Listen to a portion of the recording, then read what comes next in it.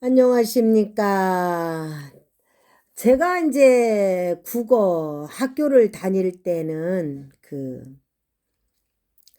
이랬습니다, 씁니다가 그랬었습니다가 이응으로 해가지고 의에 비읍을 넣었잖아요. 그런데 지금은 시옷에 의에 비읍을 넣고 있습니다.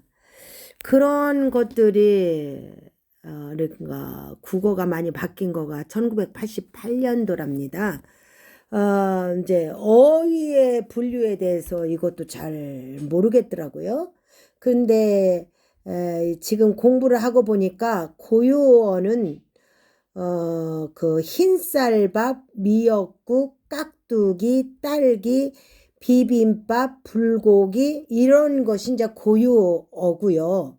한자어는 뭐냐? 잡채, 우유, 계란탕, 만두, 한자를 쓸 수 있는 것들은 한자어랍니다. 외래어는 이제 요구르트, 스파게티, 바케트, 오렌지, 이런 것들이 외래어고요. 그러면 어휘의 체계는 뭐냐? 그 고유어가 흰쌀밥 미역국 이렇게 얘기했잖아요. 옛부터 우리말에 있었거나 우리말에 기초하여 새로 만들어진 말이 고유어라 합니다. 한자어는 아까 뭐라고 그랬어요? 잡채, 우유, 계란탕, 만두라고 그랬죠? 이런 것은 한자에 기초하여 만들어진 말입니다. 외래어라는 것은 아까도 말씀드렸듯이 요구르트, 스파게티, 바게트, 오렌지 이런 것들은 이제 외래어인데 다른 나라에서 들어온 말 가운데 우리말로 인정되는 말이 외래어입니다. 그 한자의 특성은요. 그 소설을 읽고 난 느낌을 친구에게 말했다 해서 그건 감상이고요. 오늘날은 왠지 좋은 일이 생길 것 같다란 느낌이 든 것이 예감이고요. 그리고 친구가 전학 갔다. 그런데 이 슬픈 느낌을 말로 표현하기 어려워. 이것은 감정이랍니다. 어휘의 특성은 뭐냐? 고유어는 촉감, 색깔, 민, 모양, 소리 등을 생생하게 표현할 수 있는 어휘가 많습니다. 한자어는 대개 고유어에 비하여 좀 더 분화된 의미를 가지고 있어서 고유어를 보완하는 역할을 합니다. 외래어는 외국 문화의 접촉을 통해서 들어와 우리말 어휘를 보충해 줍니다. 유의어, 반의어, 상의어와 하의어. 저는 이런 것을 학교 다닐 때 못 들어봤어요. 그런데 요즘에 와서 이것을 알게 됐습니다. 의미가 서로 비슷한 관계는요. 유의어가 되고요. 가끔, 이따금, 잡다, 쥐다, 막다, 방어하다 이런 것이요. 의미가 서로 반대되는 것은 뭐냐? 낮하고 밤하고 덥다, 춥다, 빠르다, 느리다. 이것은 반의어가 되겠습니다. 한쪽의 의미상 다른 쪽을 포함하는 관계 있잖아요. 꽃을 이렇게 말하려면 왜 해바라기, 장미꽃, 뭐 무궁화, 뭐 별꽃들이 다 있잖아요. 이 꽃 속에 포함되는 말들이잖아요. 이런 것을 뭐라고 하냐? 한쪽이 의미상 다른 쪽을 포함하는 관계, 그거가 상의어와 하의어인데 이걸 상의어라 합니다. 한쪽에 포함되는 것은 하의어라고 말을 하죠. 지역방언은 또 뭐냐? 지방 특산물을 홍보할 때 특정 지역을 배경으로 영화나 촬영할 때 오랜만에 고향 친구를 만났을 때 고향에 내려가 가족들을 만났을 때는 지역 방언들을 쓰지 않습니까? 전라도는 특이한 전라도 말이 있고 경상도는 특이한 경상도 말이 있잖아요. 근데 이제 대체적으로 서울 말들을 쓰지요. 근데 고향에 내려가면은 이게 툭툭 터져서 고향 말을 하게 됩니다. 특별히 제주도 말은 좀 우리들이 알아듣기가 어려운 말이지만 거기 나라 사람 거기 그 제주도 사람들은 그 말들을 쓸 것 아니겠습니까? 어휘의 체계라는 것은요, 유효어는 말소리는 다르지만 의미가 서로 비슷한 관계에 있는 단어들 보고 유의어라고 합니다. 반의어는 의미가 서로 반대되는 관계에 있는 단어들을 반의어라 하고, 상의어는 한쪽의 의미상 다른 쪽을 포함하는 단어. 아까 뭐라 그랬어요? 그 꽃 하면은 뭐 무궁화꽃, 뭐 장미꽃 막 이러듯이 꽃의 종류들이 많잖아요. 집 보면은 뭐 그 하우스에는 뭐 집으로 지은 집도 있고 기와로 지은 집도 있고 아파트로 지은 집도 있고 이랬잖아요. 집 속에 포함되어 있는 거죠. 가옥 속에 포함되어 있는 거. 하의어 한쪽의 의미상 다른 쪽에 포함되는 것을 말하고요. 지역방언은 뭐냐? 지역에 따라 달라지는 말이요. 그렇죠? 색깔도 막 다 달라요. 보니까. 그리고 사이방언은 뭐냐? 세대나 직업, 성별 등에 따라서 다르게 쓰는 말들이 있죠. 요즘 학생들이 말을 줄임말을 많이 사용하더라고요. 예, 세대가 지금은 그런 세대인 것 같습니다. 사이방언은 뭐냐? 남자가 하는 말 여자가 못 알아듣는 것도 있어요. 군대말 같은 거. 그러니까 사이방언은 남자와 여자, 의사와 환자, 군인과 민간인, 손주와 할아버지 서로들 잘 못 알아들어요. 그런 사회적인 방언들이 있습니다.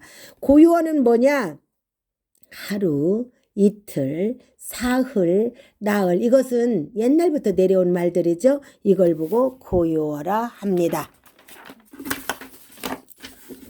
그 어휘의 의미의 관계에 대해서 어젯밤 전국적으로 가는 비가 내렸는데요. 오늘 새벽에 비구름이 빠르게 빠져나가, 이런 말들이 있듯이 그 어휘의 의미는 어젯밤 전국으로 가는 비, 가는 비라는 것이 의미가 있습니다. 굵은 비가 있고 가랑비 같은 것도 있고 그렇죠. 근데 가는 비, 그 다음에 새벽에 비구름이 빠르게 천천히, 이런 말처럼 어휘의 의미의 관계가 요렇게 되어져 있습니다. 배려하지 않고 말하면 갈등이 발생할 수 있죠. 상대방에게 미움을 살 수 있어요. 근데 이 누구나 자기가 말할 때 자기 기준으로 말하잖아요. 자기가 옳은 생각의 견해대로 자기를 기준으로 말하니까 상대는 그런 인생을 또 안 살아봤고 넉넉하게 안 살아봤고 자기의 환경이 거기에 미치지 못하면 오해할 수도 있는 거죠. 그렇게 배려하지 않고 말하면 갈등이 발생할 수 있는데 그 뭐 어찌합니까 그거. 상대방에게 미움을 살 수도 있고요. 의사소통이 잘 이루어지지 않습니다. 상대방의 마음을 아프게 할 수 있죠. 배려하지 않고 말하면 그렇습니다. 그러면 우리말, 이 우리말이 나시가 어깨에 그 소매가 없는 옷이 나시잖아요. 이게 일본말이던가 아무튼 그래요. 그런데 우리나라 말은 민소매라고 합니다. 우리말에는 커플 룩은 옷들 있잖아요. 옷들을 이렇게 남자랑 여자랑 부부면 이렇게 애인이면 같은 옷을 입잖아요.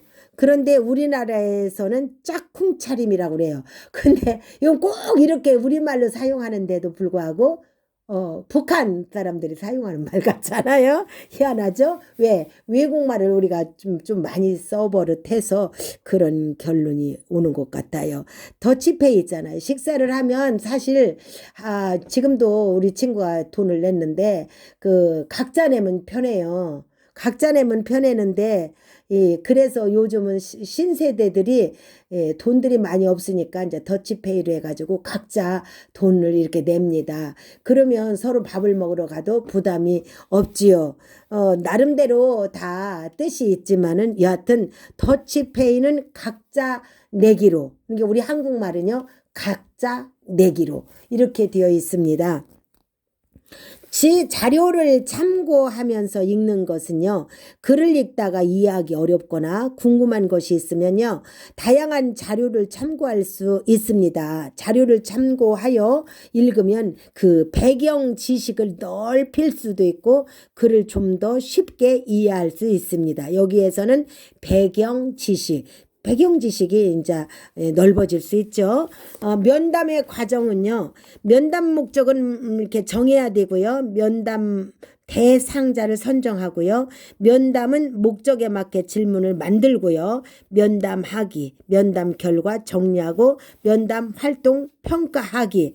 여기에서 면담의 과정은 목적을 정하고 대상자를 정하고 목적에 맞게 질문을 만들고 면담하는 것입니다. 통일성을 갖춘 글씨요. 통일성의 의미는 뭐냐? 글의 여러 내용이 하나의 주제를 중심으로 하여 밀접하게 관계되는 것을 통일성이라고 합니다. 통일성을 갖춘 글쓰기는 각 문단이 글 전체의 주제와 밀접하게 관련되도록 씁니다. 각 문단을 구성하는 그 문장들이 문단의 중심 내용을 뒷받침하도록 씁니다. 이것은 여기에서는 보니까 통일성을 갖춘 글쓰기는 주제를 제대로 알고 그리고 중심을 제대로 알면 됩니다. 갈등의 개념과 종류에 대해서 같이 은혜를 나누고자 합니다. 알아보겠습니다. 개념은 뭐냐? 문학 작품에서 인물의 마음속에 여러 가지 생각이 얽혀 있거나 인물과 다른 대상이 대립하는 것을 개념이라고 하고요. 종류는 뭐냐? 내적 갈등하고 외적 갈등이 있어요. 한 인물의 마음속에 두 가지 이상의 욕구가 동시에 일어나서 생기는 것이 이 갈등이 내적 갈등이고요. 외적 갈등은 한 인물과 다른 인물 또는 그 인물을 둘러싼 외부 환경 사이에서 일어나는 갈등, 인물과 인물의 갈등, 인물과 사회의 갈등, 인물과 자연의 갈등 등이 있습니다. 여기까지입니다. 이것이 뭐냐 하면은 내셔널 랭귀지? 아까 내셔널 랭귀지라고 했나요? 네. 내셔널 랭귀지가 이게 국어라 영어의 뜻이 그렇습니다. 감사합니다.